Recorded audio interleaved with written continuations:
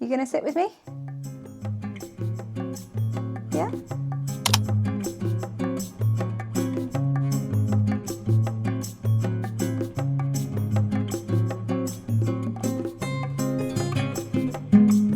Hello everybody and welcome back. As always, my name is Addie and this is the Knits by AJ Knitting podcast, and this is episode 76. I don't know how to sit on a chair today. Every time I sit down on this chair, I don't feel like I'm sitting comfortably. I usually sit over there. It's very grey and overcast today, which means it's incredibly bright in front of that window, and I was just getting really blown out. So I've decided to sit back here on the chair bed, and yeah, I feel like I've forgotten how to sit on a chair. So yeah, I'm sorry if I fidget a lot. I've got a lot of chaotic energy today. I don't feel like I've done a huge amount of knitting, but I have a bit to share with you, so I thought I would. Should we kick it off with what I'm wearing? So this is the Daft cardigan by Rebecca Clow. I'm pretty sure that you guys have seen this a lot because I do wear this very often. It's a drop shoulder slip stitch pattern striped cardigan with 1x1 rib. I knit this like 2 years ago, I think. And then I put it back on the needles last year to fix the button band and the neckband because I found that the neckband was stretching out way too much and that the button bands weren't holding their structure around the buttons. The buttonholes kept popping open and everything. So I re-knit those. The yarns that I used were Filcolana Panilla in the colour Marzipan as my main colour, and then all of my stripes are mini skeins from the Lonely Knitter in her Superwash Merino nylon base, her stock base. And yeah, I used Panilla held single, which is a sport weight, and then the mini skeins held double to make a DK weight. And I think it was too much weight from the mini skeins and it was pulling the neckband out, and the Panilla wasn't strong enough to hold the buttons. The buttons are from Pigeon Wishes. They are some of my absolute favourite buttons. But yeah, it just wasn't holding structure very well. So I re-knit my neckband and my button bands with the Panilla held double. And I also took out the tubular bind-offs and I put in just a standard knit bind-off, and then I have tubular bind-offs still on the body and the sleeves. And yeah, it's been working a lot better for me. It's not stretched out again. It's been keeping its shape really well. The neckband isn't too wide. And yeah, I've been really enjoying it ever since. It is quite cropped though, so it's fine when I'm wearing these jeans, but if I wear my lower rise jeans, then I get a weird gap. So I tend to just wear this with my dungarees and with these jeans, and that's absolutely fine. So yeah, that is what I'm wearing. The other thing that I'm wearing that I've knitted is my first finished object. So let's kick off my finished objects. So this is the Turtle Dove Shawl by Sari Nordlund, and I knit this up as a bit of a spontaneous cast on. I cast it on Valentine's Day, just because I wanted something new to cast on. My projects were just not bringing me as much joy as I would have liked them to, which I'll get into in a little bit.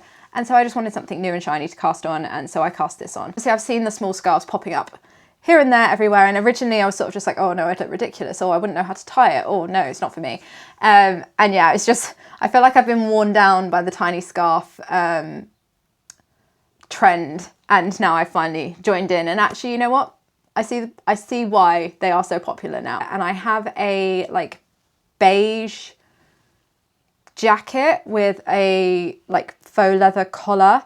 And I was like, oh yeah, a little red scarf would go really well with this, because my other scarf is like white, and yeah, it's just a lot of very light colours. I felt like I needed something more colourful around my neck when I'm wearing that jacket.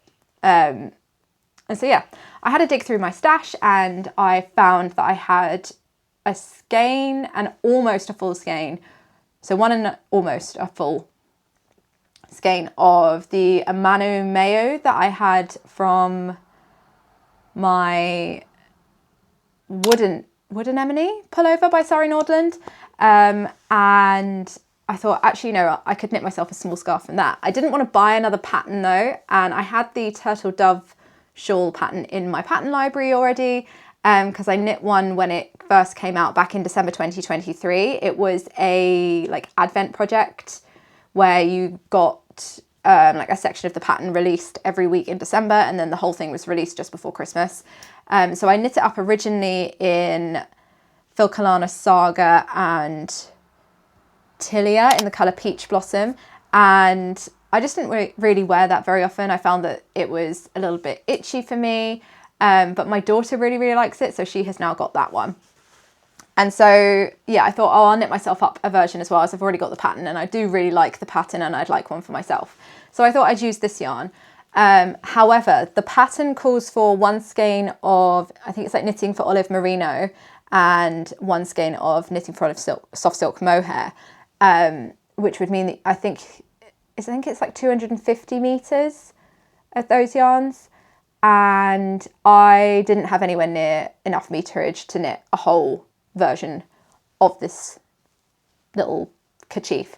So I thought I'm going to have to modify this, because I only had, I think it was like 90 grams, and these skeins are 100 meters per 50 grams. So I didn't have enough to get the full length of the scarf. Even with the growth that I would get, because I wasn't using a wool. This yarn is 60% alpaca, 20% cashmere, 20% silk. So I thought I was going to get a bit of growth because of the alpaca content, because this is quite a slippery yarn, but I didn't think it was going to be anywhere near enough to make the full length of the scarf, and I was right, it wasn't. So I ended up using a 4mm needle, which is, I think, slightly up from the pattern. I think the pattern recommends like a 3.75, and I think it worked really well, because I am using a slightly thicker yarn than the one that was recommended in the pattern. So I think I did not measure my gauge, and I did not swatch, but I think I've got quite a nice gauge. It's a very nice kind of, it's got a bit of drape to it, but it's still got enough structure that it kind of holds itself quite well. But yeah, to get around my length issues, I essentially knit until I was like just under halfway through the yarn that I had. And that meant that I stopped on row 8 of the second chart. I think there's 3 charts, maybe 4 charts. It might be 4 actually. Charts in this pattern, and I stopped at row 8 of chart 2. I stopped the increases at row 8 of chart 2, and then I continued on in the pattern, but just knitting the stitches that I had on the needle for 10 rows, and then I started decreasing. So I continued knitting the chart, I just completely ignored the rest of the increases and the straight section and the decreases, and just did those like to my own kind of pattern. And I got a fair bit of length. I mean, this is still long enough to go around my neck. I can get it round once and tie it, or I can get it round once and put the little woggle that I knitted through it as well. So yeah, I think it's still a nice length for a little small scarf. It's just obviously not the length that was recommended in the pattern. And I worked sections 1 and 5 to pattern, because they are just the like how you increase out of the I-cord and decrease down the I-cord. So yeah, I really like this. I think it's a really fun little accessory. I like how it brings a pop of colour to my outfits. And yeah, it's a really lovely like feel, because it's an alpaca silk cashmere. It's very soft and silky, and it's actually quite warm as well. So whilst we had like a couple of really warm days, I mean, it's not cold today, but when we had a couple of really warm days, it was like between 15 and 16. And I say really warm being really warm for February in the UK. I was just wearing like one of my big sort of thicker jumpers and this, and it's just so nice to just not be out without a coat on for the first time in what feels like a really long time. So I think this is going to be really great for spring, like when I have to get up and do like the early morning dog walks. I feel like I've got this on upside down now. Yeah, when I have to get out and do like early morning dog walks, or if I am like doing the school run or anything, to just have like a little bit of warmth just around my neck, just to take the wind chill off. Yeah, I think it's just going to be a really useful piece in my wardrobe, and I think I am now converted to being one of those people that's going to knit some more tiny scarves, because I just feel like they're a really versatile little accessory. without the bulk of a full scarf, but at least enough to kind of keep your neck a little bit warm, especially when I've got my hair up. I am booked in on Monday to go and have my hair sorted out because it is currently just a little bit wild, especially with all the wind that we have. It's just blowing all over the place. So yeah, especially when I have my hair up, I get a little bit chilly on the back of the neck, and I think just having that extra width at the back of the neck is just a really nice little added layer. So this pattern doesn't come with this little woggle that I knit. Essentially, I saw that the Pressed Flowers kerchief by Amy Christoffers, I saw that that has a little like woggle to put on it to keep it closed if you don't want to tie it, or if you don't want to knit I-cord ties. I thought, oh, I'm not really one to put I-cord ties on this. I think it would look silly, and it is a little bit tight if I tie it, and it does tend to want to come undone because it's quite a slippery yarn. So I wore it sort of tied up for a couple of days and thought, no, this is really annoying, it keeps coming undone. So I thought I'd knit one of these little woggles. This is not the one that's recommended in the Pressed Flowers kerchief pattern. I just saw that that one had one and thought it was a really good idea. This I just made up on my own. So I essentially cast on 20 stitches in just a regular long tail cast on, and then I used double knitting. So I slipped one with yarn in front and then knit one across, and continuously did that for 15 centimeters. Yeah, 15 centimeters. And then I just knit two together across one row, and then I like Kitchener stitched them together. So this side there is a little bit of a seam, but it's not really hugely noticeable. So yeah, it's just made the like wearability of this, it's just made this a lot more wearable essentially, and just a lot easier to kind of hold together.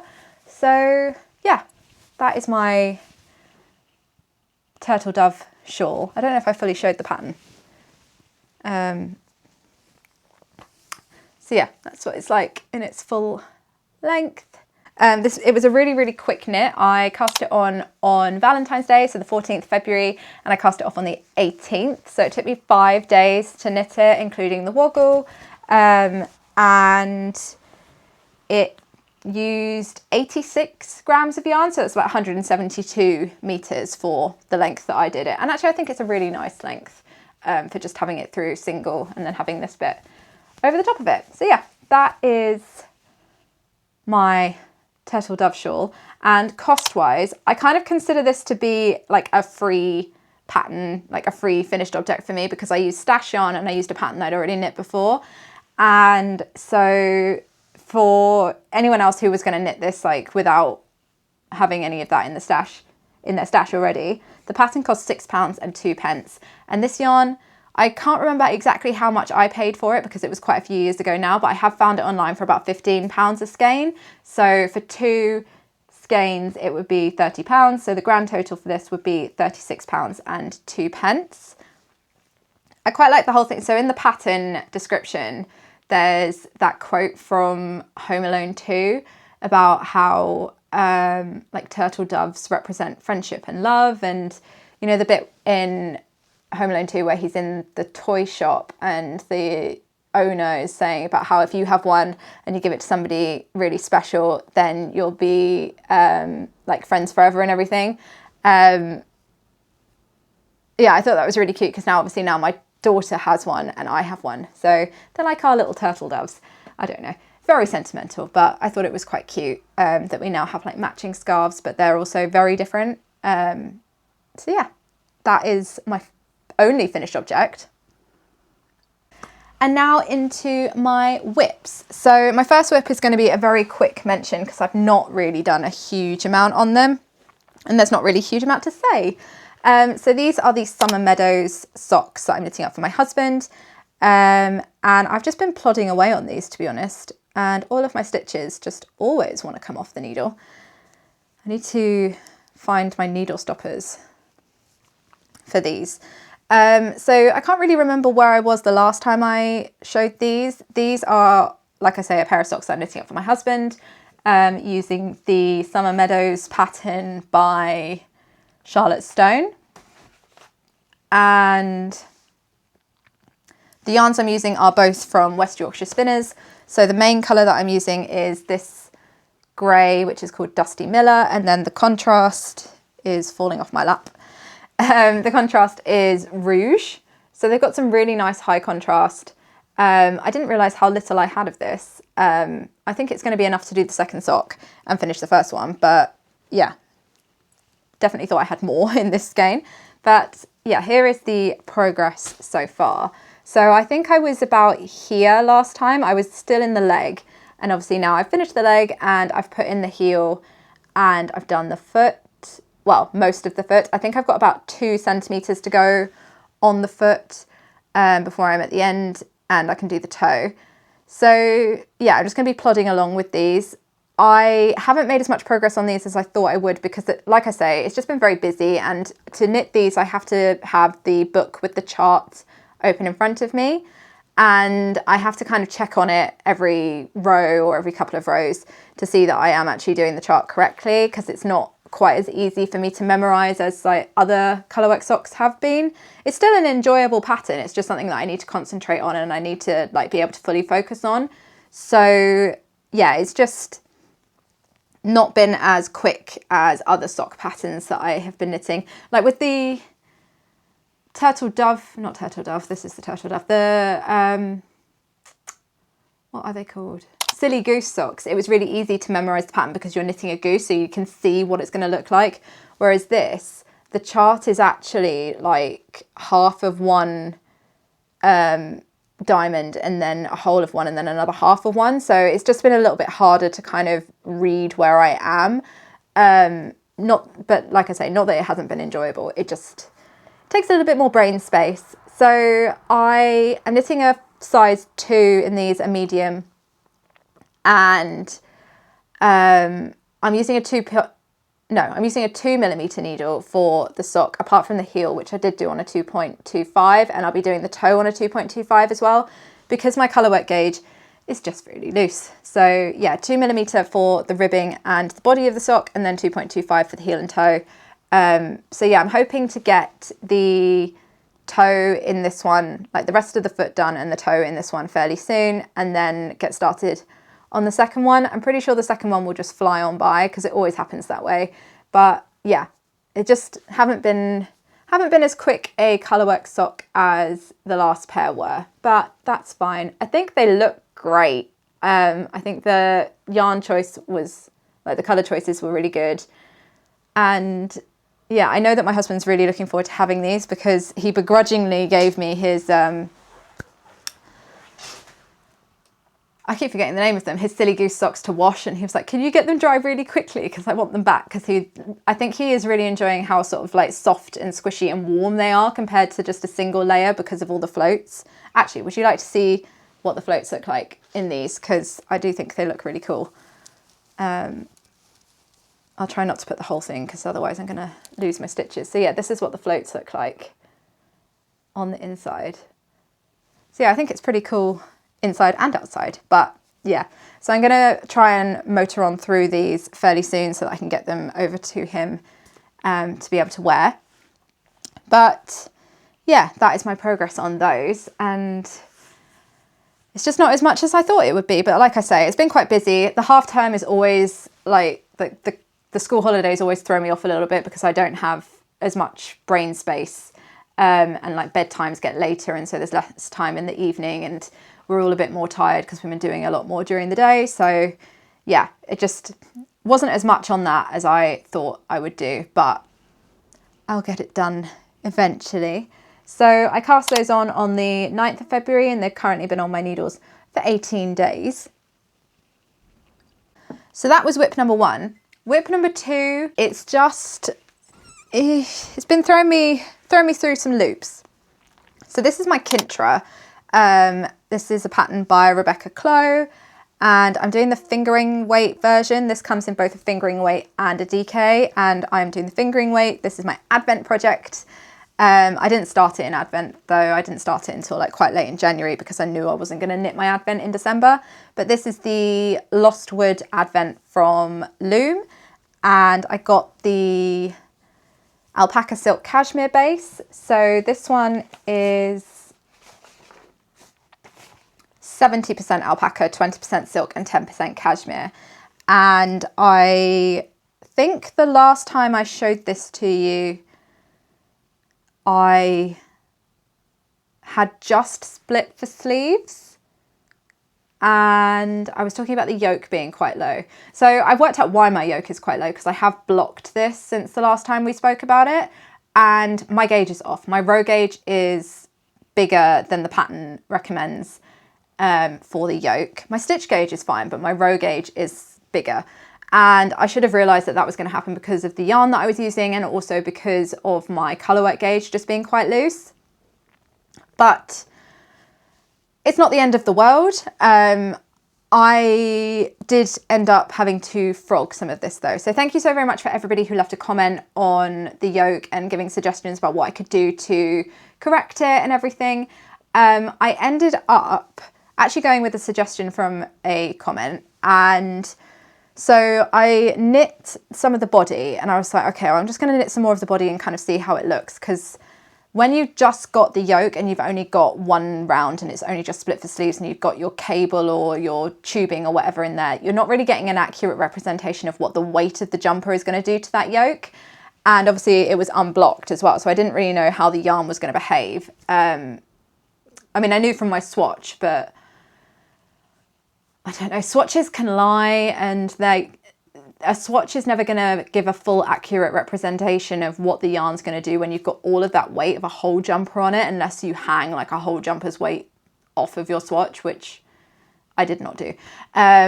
So yeah, I knit halfway down the body, I blocked it, and I just decided that it was just way too long. The yoke was way too long. It was almost sitting at my elbows, and I hadn't even got the sleeves on yet. So I just decided to frog it back to the yoke. So I went in and I picked up my stitches from this last row of colourwork, and I essentially just split the sleeves there. So I was like knitting across and splitting for sleeves as I went. So you can see obviously my colourwork is still on this cable where I've split. And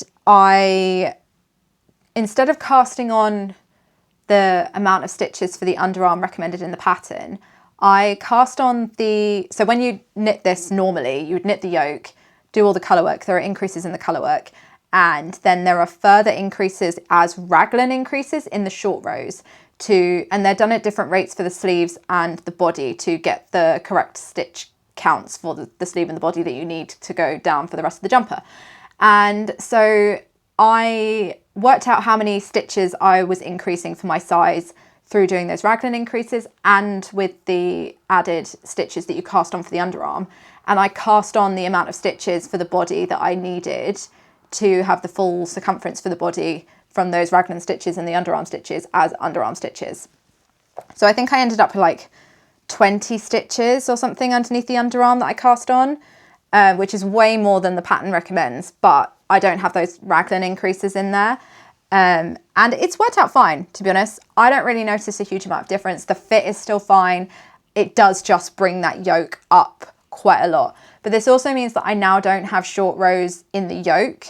So I then went in, so I knit one round after I'd split for sleeves just to kind of level it out a little bit. And then I went in for my short rows, and I did my short rows.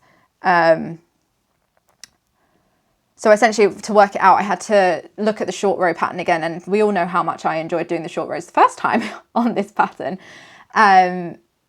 If you don't, then you can watch my last podcast episode and hear me rant on about those. But yeah, so I read through the short rows again in the pattern, and obviously when you're doing short rows with the yoke, you've still got the sleeve stitches on there. So I worked out how many sleeve stitches I had, and I took those away from the amount of stitches I needed to knit for the short rows, and I wrote out the instructions without the sleeve stitches in there, and then I just knit the short rows on the body after I'd split for sleeves. And it's actually worked out really, really well. I don't think you can notice that the short rows are in a different place. I can't work out which way around this goes. I need to sew a label in so I know which one's the front and back. But yeah, you can't see a difference. I think it's absolutely fine. So this is the back and then this is the front. I will try this on in just a second so you can kind of see what it's looking like. So yeah, I don't think it really matters where the short rows were. as long as there are short rows in there to raise the back neck. And yeah, like I say, it fits absolutely fine. So I've just continued on down the body then. And then I did pick up one sleeve as well. Not that one, this one. And I started knitting it, and I was doing the sleeve on a 16-inch circular, like I would usually for a sleeve once I just started, and then I would usually go into magic loop as I get further down. And I've quickly found that I didn't have enough stitches to comfortably be able to knit it on a 16-inch circular. And then I went into magic loop, and I was just getting a lot of laddering, and then I was getting a lot of like small stitches because I was having to pull tighter on the second stitch to get it to not ladder, and it was mucking around with my tension too much. So I decided to order myself a small 9-inch circular in a 3.25mm needle, because I don't have shorty needles in the larger sizes. I have them for my socks, so I have like a 2.25 and a 2.5mm short circular, but I didn't have the 3.25 that I needed for the sleeve stitches in this pattern. So I decided to order myself just a fixed one. I was going to order myself a like set, but to be honest, I don't know how much I would use them, because I mean, I probably use them to knit sleeves for my daughter, but I'm quite happy knitting those magic loop. And yeah, I don't know. It didn't seem worth it to order a full interchangeable set of short circumference needles for one pattern. If I find that I need them in the future, then I'm happy to order a set. But yeah, I just ordered a single one. So that arrived this morning. So now I can get going on these sleeves again. But yeah.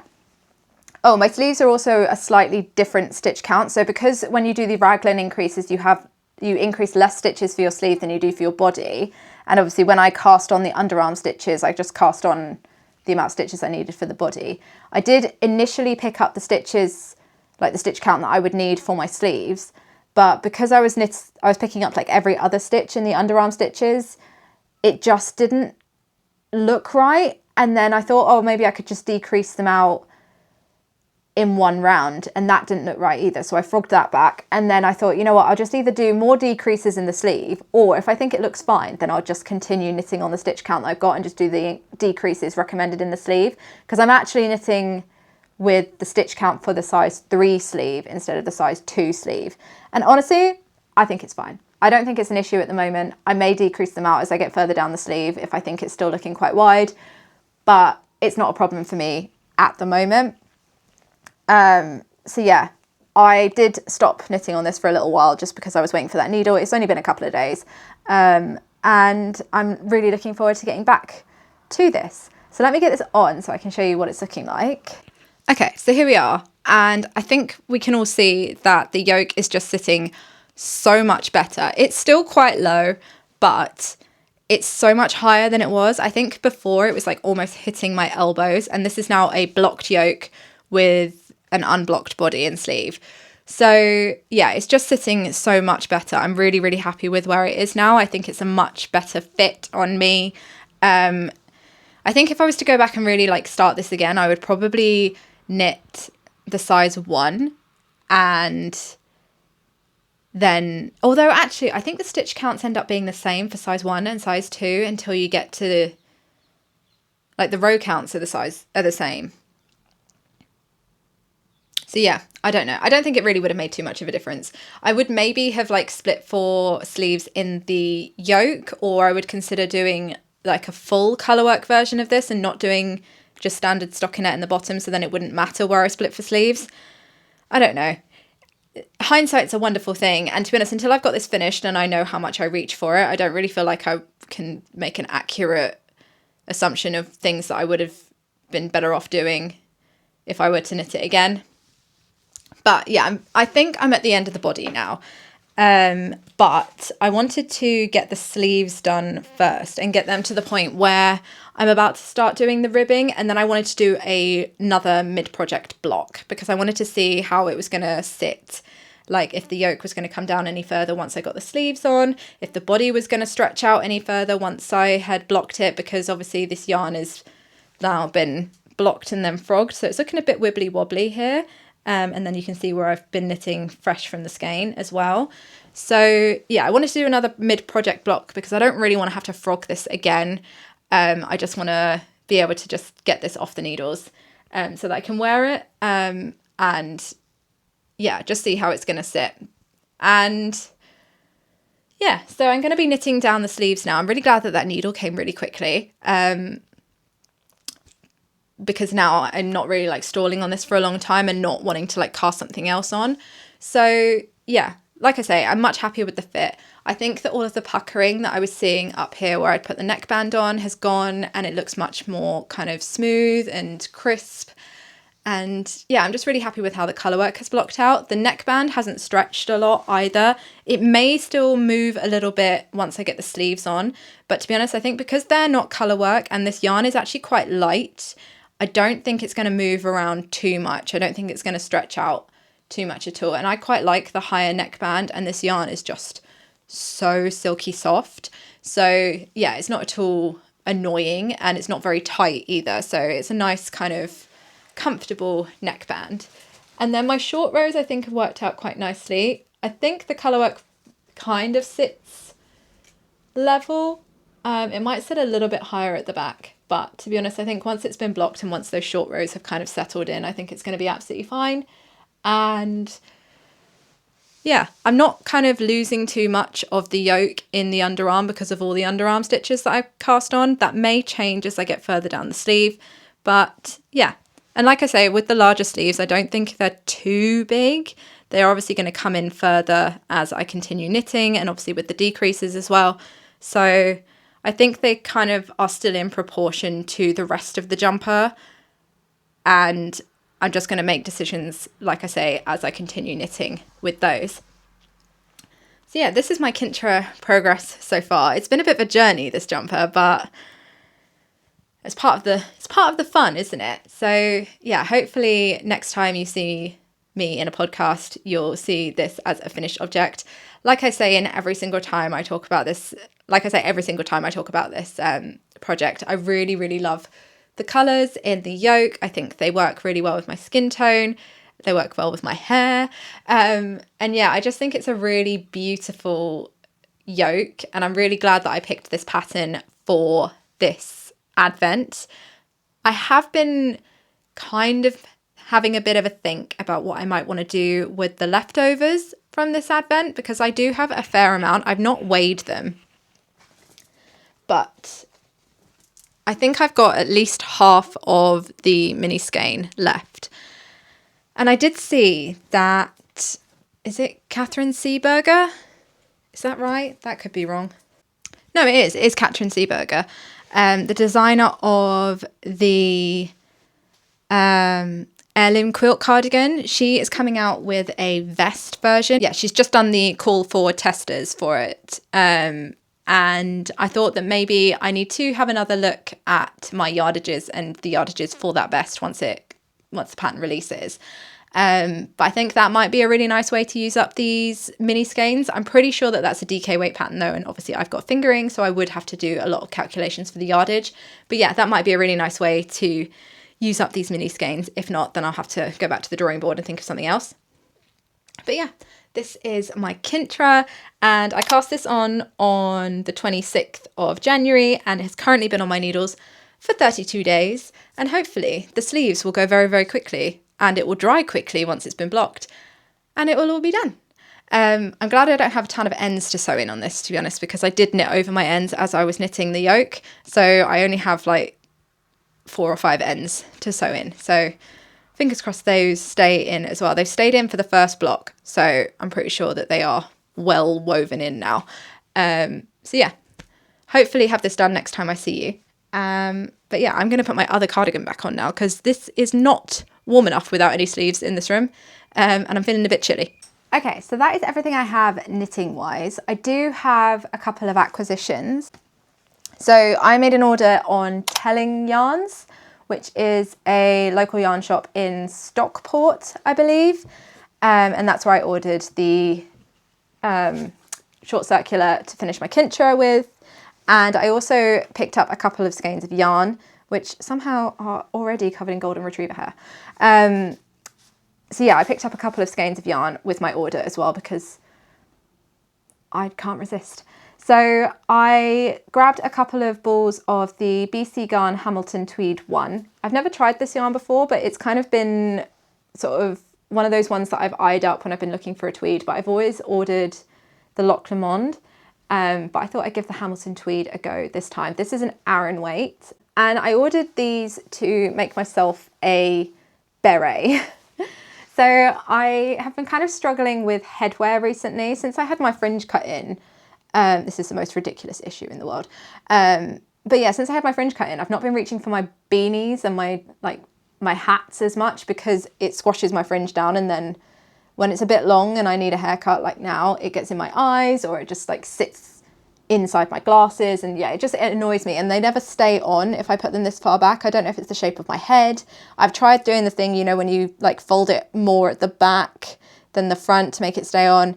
I don't know, it just wasn't working. So I thought I needed to have a rethink of my headwear, and I've seen a couple of berets pop up recently, and I was like, oh, maybe I could wear a beret.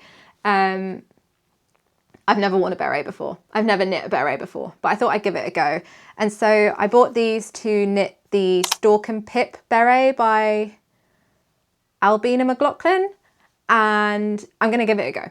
Why not? If I look silly, I look silly. But yeah, I thought I'd give it a go because at least then it would be something that I can put on to keep my head warm. I have been wearing my headband, like, you know, it's like the ribbing of a hat without the hat. I have been wearing that quite often, and that's been staying on. So I don't know if maybe like the shape of the beret might stay on a little bit better. I don't know. It's worth a go anyway. So yeah, I ordered those to knit that. And then I also had some yarn arrive in the post from Woolly Mammoth. I did mention this in my last video, but I thought I'd mention it on here as well, just in case you only watched the podcast. But yeah, I got the Tiny Scarf Club February edition from Woolly Mammoth. I've been wanting to try her yarns for a really long time, and I thought this was a good way to do it because then it's like a one skein project, and that yarn is for that skein, so I know I'm going to have enough. And it was a mystery yarn, so I thought, oh, it's quite nice to just try out some colour, like a different colour, and not really know what it is and take the decision out of it. So this is on her Hearth DK base, which is a 50% Jacob, 50% BFL, and it's a 100% wool sourced, spun and made in the UK, and then it's dyed in Northern Ireland, and yeah, you get 240 meters to 100 grams. So this one was dyed up to be knit into the Stay Toasty scarf by Kutova Kika. And I obviously have the Stay Extra Toasty scarf already, and I think I'm just going to use the Stay Extra Toasty scarf pattern and just increase less instead of buying a second pattern. But yeah, I think this is going to be a really nice little addition. I really like the colour. It's kind of like a rusty pink, almost like burgundy pink, if that makes any sense. So yeah, I really, really like that. I'm very excited to get going on that as well. And yeah, I think that's everything I have to share today. I hope you guys have enjoyed listening to me waffle on about my knitting. Apologies that the schedule of my videos is just not what it usually is. There's just a lot going on. And yeah, my scheduling is just kind of taken a bit of a bump, but hopefully I'll be back to my normal every 2 weeks next time. And yeah, hoping to get a lot more knitting progress done over the next couple of weeks as well. So yes, as always, thank you very much for watching. I'd love to know what you guys have been working on whilst you've been watching. And I will catch up with you all in my next video. Bye.